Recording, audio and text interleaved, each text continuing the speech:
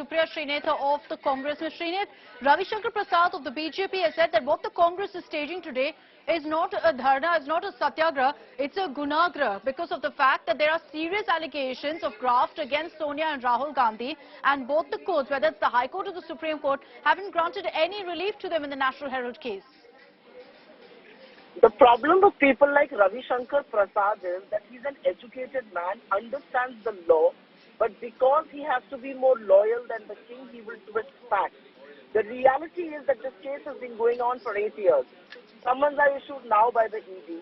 I want to understand, when not a single penny has changed hands, where the hell is the question of money laundering? But legalese aside, I want to also comment on one very important thing. Apparently, Mr. Prasad has been on record to say that when Mr. Modi was questioned, there was no satyagraha. Yeah, yes. Because nobody in the party was standing with Mr. Modi. Mr. Modi was going all alone, and there was an absolute distance that the party was maintaining from Modi, including then Prime Minister and some of his cabinet colleagues. There was a reason why the Prime Minister of the country, then Atal Bihari Vajpayee, sat Modi down next to him and gave him the lesson of Raj Dharma. So Mr. Prasad may have amnesia. We do not. What you're doing to this country, what you're doing to democracy and to your political opponents is shameful.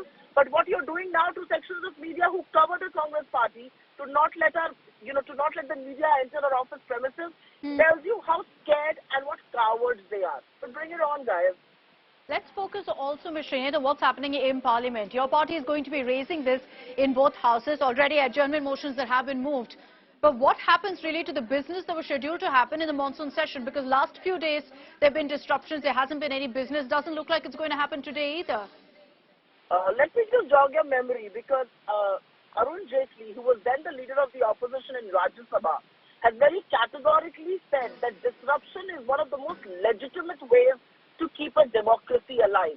We are just following in his footsteps. We are disrupting the House because the nation needs to get up and take notice of what this government is doing. They're already seeing what this government is doing with its agencies, with the brute money power, with the majority that they have. They're annihilating every institution in this country, including Parliament. So let's not hide behind business, because we are learning from the best. We are learning from Arun Jaitley when he says disruption is one of the most legitimate forms of protest in a democracy. We're only doing that.